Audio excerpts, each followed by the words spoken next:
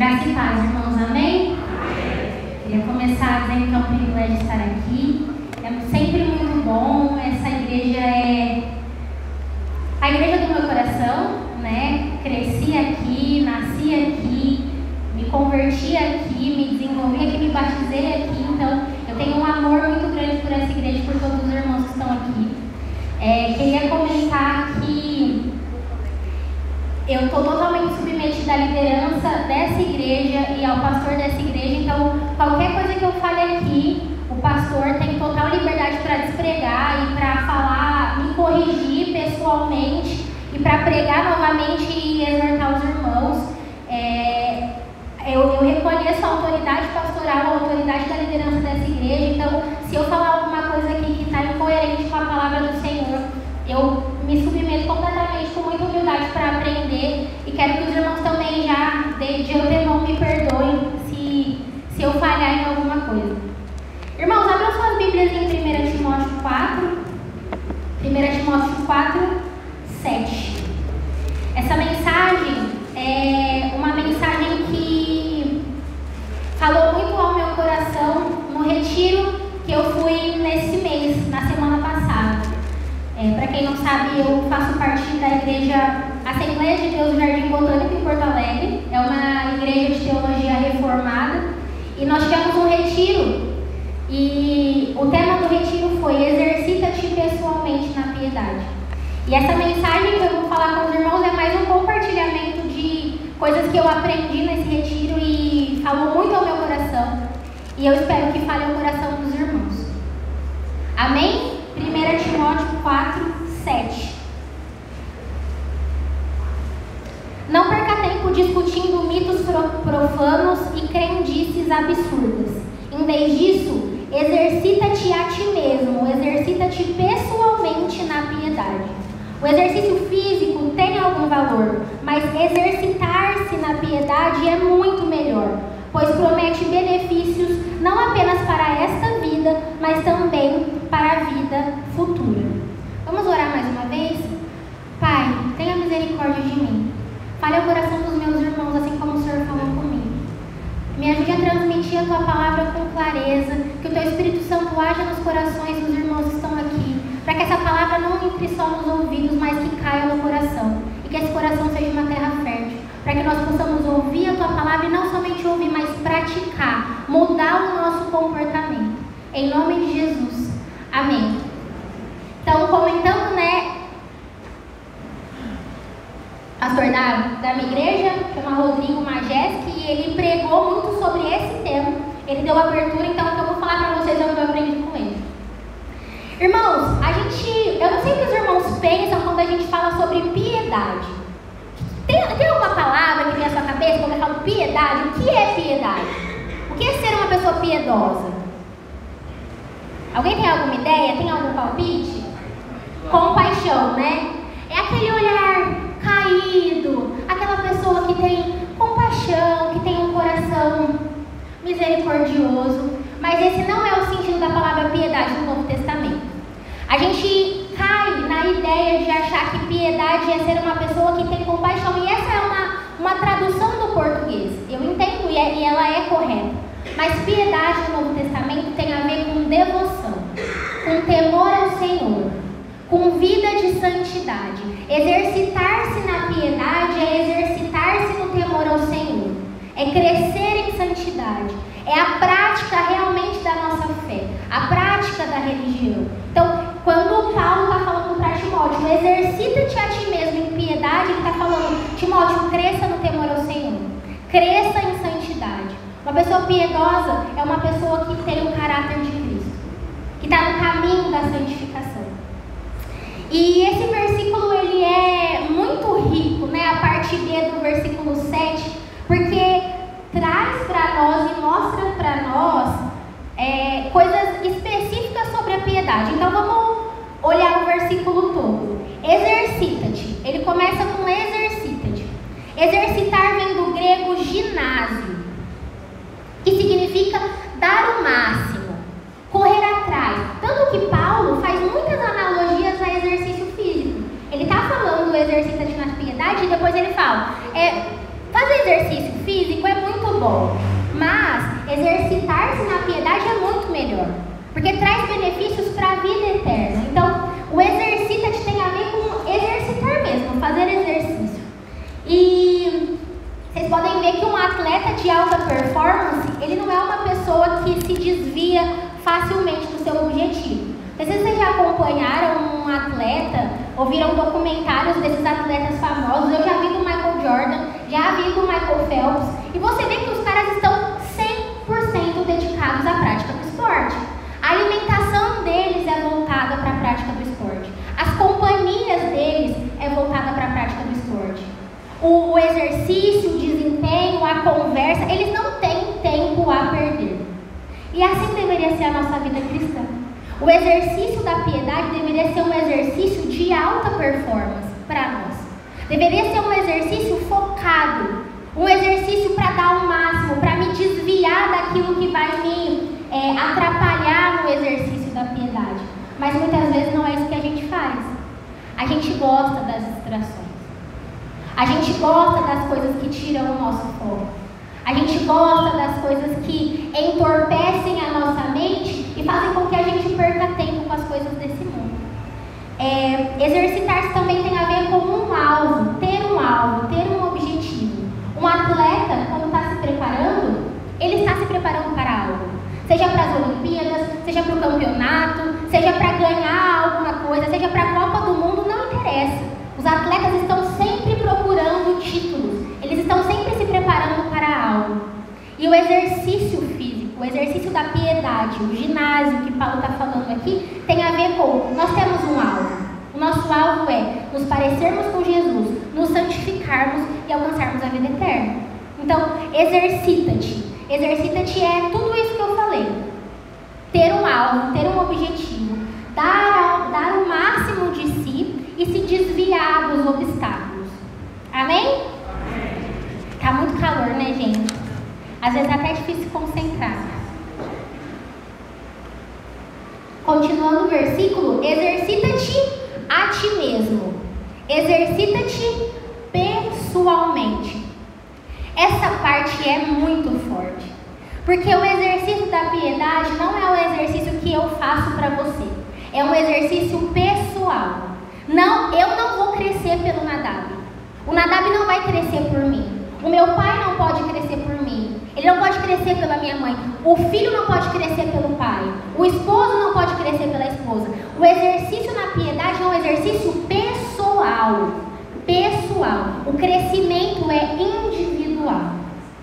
Então, tem muitas pessoas, e eu vejo exemplos de filhos de crente que não são crentes. Por quê? Porque o exercício da piedade é individual.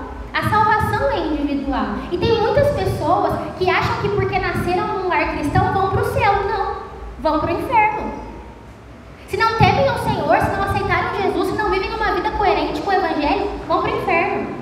Então, o exercício na piedade é um exercício individual. Paulo está falando, Timóteo, exercita-te a ti mesmo. Exercita-te pessoalmente. Como nós queríamos, né? Eu fico pensando nos pais com os filhos, nos esposos com as esposas. Como nós queríamos crescer, fazer com que aquela pessoa cresça espiritualmente, mas não. O exercício na piedade é um exercício individual. Cada um tem que ter o cuidado pessoal com as práticas espirituais. E por fim, a piedade. Exercita-te pessoalmente na piedade. A piedade, então, é uma virtude. Significa que a pessoa é cristã de verdade. Significa que ela é devota ao Senhor. Que ela tem o temor do Senhor. É uma pessoa que leva Deus a sério. É uma pessoa que está no caminho da santidade. É alguém que está se esforçando dia a dia para se parecer com o Senhor. Então, ser uma pessoa piedosa é uma pessoa que tem o Senhor Jesus como centro da sua vida. Até aqui está claro? Amém? E aí vocês me perguntam, né? Irmãos, é uma mensagem muito rápida, mas é bem profunda. Tá bom, Sara. Eu sou cristão, eu quero me exercitar na piedade, eu quero crescer no temor ao Senhor. Mas como? Como é que eu me exercito na piedade? Existem meios de graça que o Senhor deixou para nós. Práticas espirituais que fazem com que a gente se exercite em piedade. Se você está com papel e caneta, pode anotar porque vale muito a pena. Então, as formas de se exercitar em piedade. A primeira, as Escrituras, a Bíblia. Não existe crescimento espiritual sem a leitura da palavra. Ai, Sara, mas eu não gosto de ler. Ou até casos difíceis. Sara, eu não sei ler. Existem cristãos hoje no Brasil que não sabem ler. Deus é muito bom conosco. Nós temos uma tecnologia super avançada. Se você entrar no YouTube, você baixar um aplicativo no seu celular da Bíblia, você pode ouvir a Bíblia inteira, a hora que você quiser, na palma da sua mão. Você não sabe ler? Ouça a palavra, medite na palavra, leia a Bíblia, estude a Bíblia, mas não deixe de aprender da palavra do Senhor. As Escrituras, elas são a forma principal de crescimento em piedade. Crente que não lê a Bíblia, não cresce. Não cresce. E eu vou falar. A gente acha que a gente sempre vai ter vontade de ler a Bíblia. Ah, eu vou acordar. E espera ter vontade para ler. Você tem vontade de trabalhar todo dia?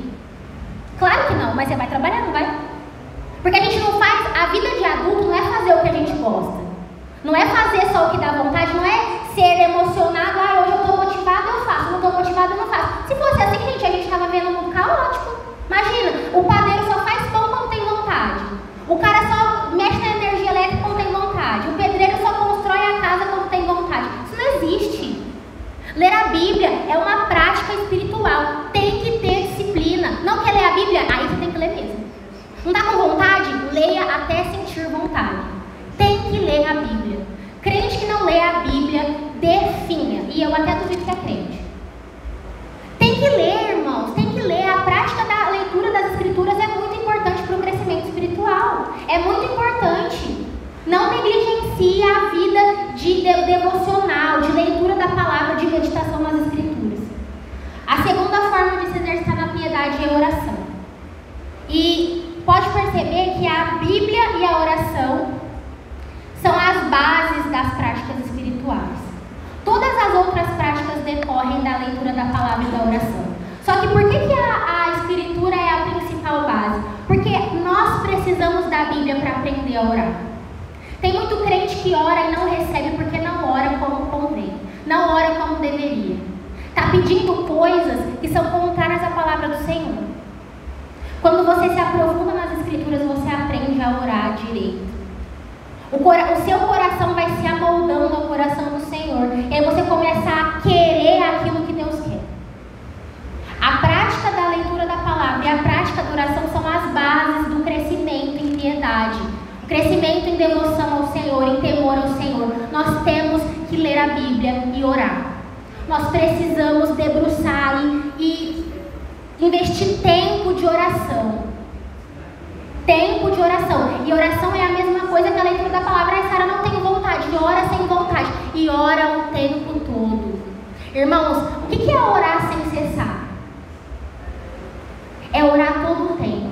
E as pessoas às vezes negligenciam a prática da oração durante o dia. Nós podemos falar com o Senhor o tempo inteiro. É claro que nós temos um momento devocional, ou deveríamos ter, em que a gente para e separa um tempo para orar. Mas eu estou dirigindo, Senhor, abençoe a minha vida, abençoe a vida da minha família, abençoe o meu trabalho, me guarda, me livra meus filhos, livra minha esposa. Estou trabalhando, Senhor, abençoe meu trabalho. Que as pessoas possam ver o Senhor em mim, que eu possa entregar um trabalho de qualidade.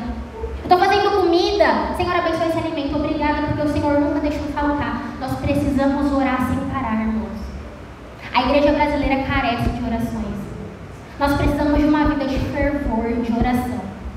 Amém? Número 3.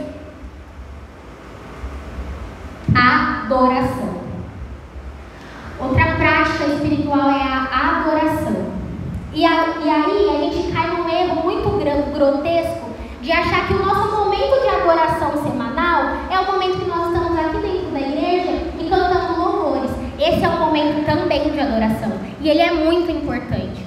Mas nós estudamos no ano passado sobre adoração 24/7. A adoração na vida do cristão deveria ser um estilo de vida. Nós deveríamos fazer tudo em adoração ao Senhor. Os irmãos imaginam como seria o mundo se todos os cristãos fizessem as coisas em adoração ao Senhor?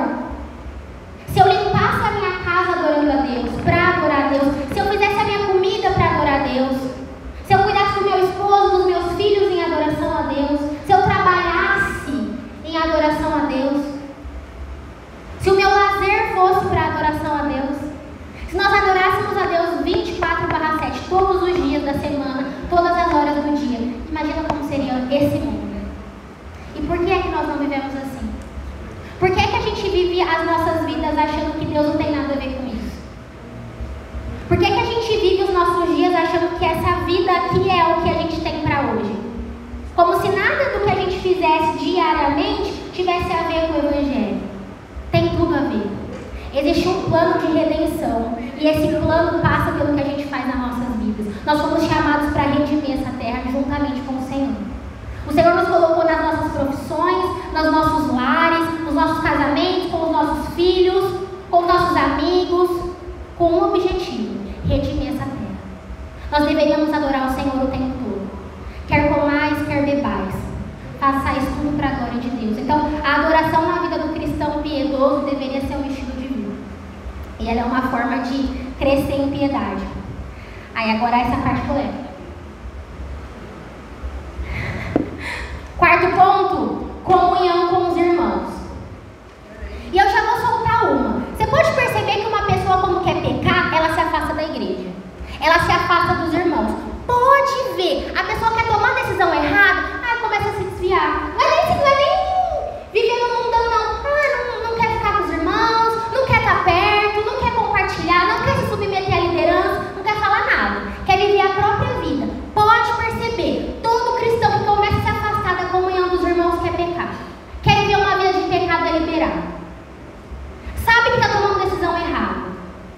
E eu vou falar uma coisa para vocês. A gente negligencia muito a comunhão dos irmãos, mas a comunhão com os irmãos é uma ferramenta poderosa para a santificação da igreja. A comunhão com os irmãos é uma ferramenta instituída por Deus. A igreja de Jesus é uma ferramenta instituída por Deus para crescimento espiritual, para crescimento em piedade.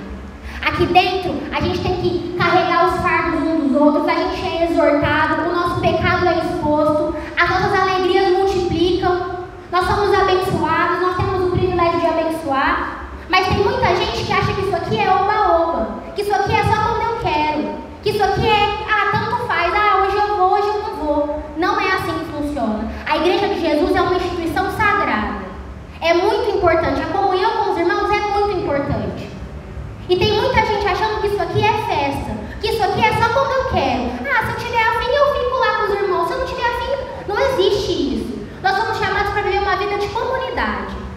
Aqui dentro nós somos irmãos e nós temos que nos submeter uns aos outros. Tem gente que não aceita a autoridade nem do pastor. O pastor fala alguma coisa, que isso? Onde já se viu uma igreja que não se submete à autoridade, que não se submete à hierarquia, que não quer ouvir a voz do conselho? Parece que as pessoas, é só quando convém, é só quando vai falar o que eu quero. Isso não existe. A comunhão com os irmãos é muito importante. E eu vou abrir outro parênteses aqui. Salmo 89:7 fala que o Senhor deve ser altamente reverenciado na Assembleia dos Santos. Isso aqui é a Assembleia dos Santos. E tem muita gente que acha que a igreja é de qualquer jeito. Que aqui a gente entra do jeito que eu quero. É meu pai mesmo, eu faço de qualquer jeito. Não é. Isso aqui é sério. O culto ao Senhor, o culto público é coisa séria. A Assembleia dos Santos está acontecendo agora. E o Senhor deve ser altamente reverenciado aqui dentro. Tem gente que canta de qualquer jeito, fala de qualquer jeito. Tem gente que nem quer trabalhar na igreja. Isso aqui, irmãos, é coisa séria. Tem gente que fica agarrado. Tem gente que quer ficar lá no corredor conversando. Tem gente que prefere estar na rua do que estar aqui dentro. Onde já se viu isso? Aqui é um lugar santo. Aqui nós temos a presença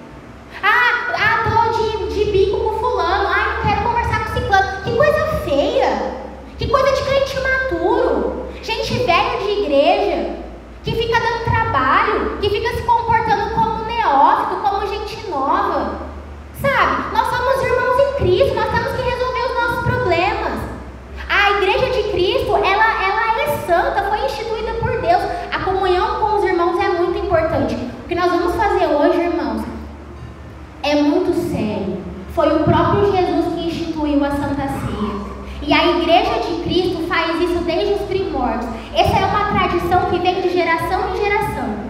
De igreja em igreja, de país em país, em todo o mundo, a Igreja de Cristo celebra a Santa Ceia. Esse momento é muito importante. Dignifique o seu coração. Corrija a sua vida. Corrija as suas falhas. Para de ficar atrapalhando o corpo de Cristo. Porque é como vocês acham que viver de qualquer jeito, que vive em pecado, que não atrapalha o corpo, atrapalha sim. Bate seu dedinho para ver se não atrapalha. Bate um membro do seu corpo, quebra um dedinho. Qualquer membro do corpo é importante. Tem um negocinho que falha, tudo falha. Então, irmãos, é uma palavra dura, mas é uma palavra muito necessária. Porque tem muita gente hoje que acha que pode viver longe da igreja. Essa conversa de desigrejado é conversa do diabo. Não existe crente fora da igreja. Se está fora da igreja, não é crente. Gente que se sente confortável em não estar na igreja, pode examinar o coração. Pode examinar a vida. Pode examinar a mente. Não existe desigrejado. Não existe. Isso aí é a conversa do demônio para confundir os santos. Não existe. A igreja foi chamada para congregar, para estar junto. Tem que ter comunhão dos santos. Tem que ter comunhão da igreja. Tem que se submeter à liderança. Tem que estar debaixo da autoridade pastoral. Tem que ter. Como é que você celebra a Santa Ceia na sua casa? Vocês viram que eu fico brava com essa história de comunhão. Mas é muito sério, irmãos. A gente negligencia a comunhão dos irmãos, mas é uma parte fundamental para o nosso crescimento espiritual. Aqui dentro, tem muita gente que não tem família. Tem muita gente... O meu pai é um exemplo. Ele não tinha a mãe dele na igreja, né, pai? E ele foi adotado por irmãs piedosas. Ele e os meus tios. Às vezes a gente não tem as pessoas da nossa família dentro da igreja, mas nós somos adotados por outros irmãos. A igreja tem um papel fundamental no nosso crescimento espiritual. A gente não pode negligenciar. Vamos lá, próximo ponto. Serviço. O serviço é uma forma de crescer em piedade. Mas eu não estou falando do serviço que você faz para receber recompensa. Não é aquele serviço que você faz que você quer confete, que você quer elogio. Não é disso que eu estou falando. Eu estou falando de um serviço genuíno. Quando você deliberadamente se dispõe a servir alguém. Quando você deliberadamente se dispõe a colocar o seu tempo, o seu dinheiro, às vezes o seu ouvido, o seu ombro, a sua casa à disposição de alguém. Quando você tira tempo para servir na igreja. Vou abrir um parênteses. Eu vi uma pesquisa há uns anos atrás que falava que uma empresa multinacional roda com 30% dos seus funcionários, que os 30% dos funcionários trabalham pela empresa inteira. Eu acho que é muito verdade. Eu acho que tem muita gente que faz demais dentro da empresa e tem gente que não faz nada. Eu acho que a igreja é da mesma forma. E eu fico envergonhada, porque tem gente que poderia colocar seus talentos, seus dons à disposição do reino e não coloca. É muito triste. Tem gente que se desempenha tanto fora da igreja, mas não agrega isso aqui no reino. A pessoa tem o prazer de chegar, sentar e ir embora sem fazer nada no culto, sem fazer nada na igreja, sem servir o reino. Sabe? Eu sei que essa vai ser uma realidade, porque a Bíblia nos fala, né, que a seara é grande e poucos são ceifeiros. Mas fique envergonhado se você não é um ceifeiro do Senhor. Tenha vergonha, porque nós somos chamados para servir. E o serviço molda o nosso coração. Porque nós temos que esperar a recompensa do Senhor, mas a gente quer a recompensa dos homens. O serviço, ele molda o nosso coração porque ele às vezes envergonha a gente.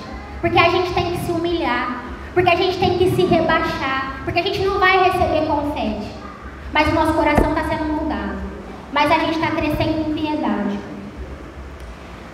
Penúltima forma de crescimento em piedade é o sofrimento. E aí eu vou ler Hebreus 12. Hebreus 12, a partir do versículo 3. Pense em toda a hostilidade que ele suportou dos pecadores. Desse modo, vocês não ficarão cansados nem desanimados.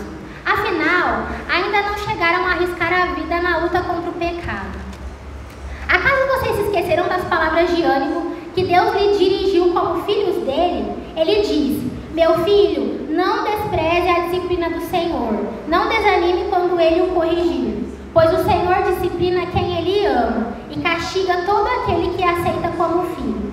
Enquanto suportam essa disciplina de Deus, lembrem-se de que ele os trata como filhos. Quem já ouviu falar de um filho que nunca foi disciplinado pelo pai? Se Deus não os disciplina, como faz com todos os seus filhos, significa que vocês não são filhos de verdade, mas bastardos.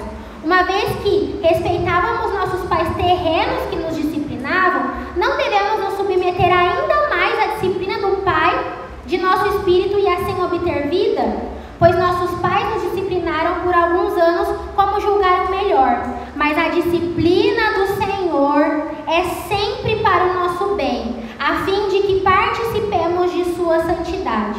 Nenhuma disciplina é agradável no momento em que ela é aplicada.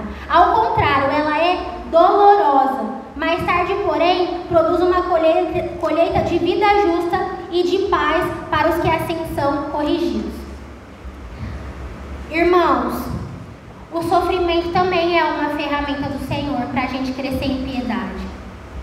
E eu não vou falar aqui do sofrimento que é fruto das nossas escolhas, porque tem muita gente que sofre porque quer. A pessoa sabe que vai dar ruim, mas ela quer. Então isso aí é consequência das escolhas, das más escolhas. Eu estou falando da disciplina que vem do Senhor para as nossas vidas. Nós precisamos entender que elas também são uma ferramenta do Senhor para a nossa santificação. Hebreus está nos falando isso. Se o Senhor está nos corrigindo, nos disciplinando, Ele está nos tratando como filhos. Ele está moldando o nosso coração. Nós não devemos, de forma alguma, procurar o sofrimento. Tem religiões que ensinam a autoflagelação, a automutilação. Isso é pecado. Nós não somos chamados para a gente se automutilar, ficar criando sofrimento, criando penitência. Tem religião que quer criar penitência. Isso não existe. Não existe. Isso é pecado. Isso é do diabo. Mas o sofrimento, ele é uma ferramenta do Senhor. O sofrimento que vem de Deus é uma ferramenta do Senhor para aperfeiçoar o nosso caráter. Quantas lições nós não aprendemos no sofrimento? Quantas vezes o nosso coração estava endurecido e o Senhor nos tratou através do sofrimento? Então, encare o sofrimento também como uma forma de crescer em piedade. E por fim, mas não menos importante, uma última forma de crescer em piedade é meditar no futuro, na nossa vida vindoura. Irmãos, nós estamos muito apegados à vida terrena. Nós estamos muito apegados à nossa vida nesse mundo. Quantas vezes essa semana você parou alguns minutos para pensar na sua vida no céu? Na sua vida eterna? Se é que você pensou, se é que eu pensei. A gente vive os nossos dias como se a vida eterna nunca fosse chegar. Como se nós não tivéssemos uma vida inteira, uma vida eterna inteira, para sempre ao lado do nosso Deus. Nós vivemos preocupados com as coisas desse mundo, o nosso coração está nas coisas desse mundo, mas pode perceber que quando a gente coloca os nossos problemas dimensionados com a eternidade, eles ficam pequenos.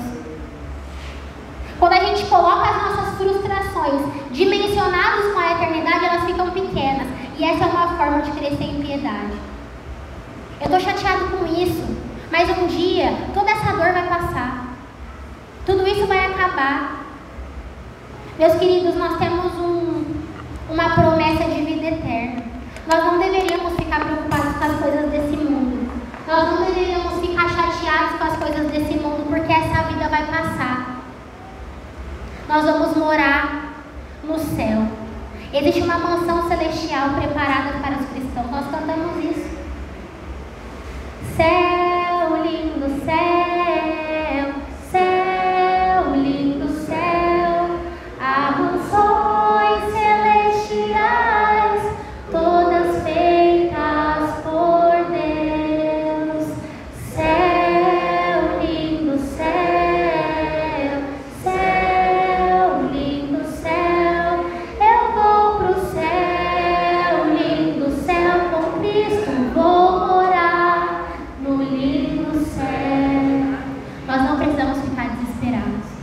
As coisas desse mundo não precisam ter o nosso coração, porque nós vamos morar no céu com Jesus.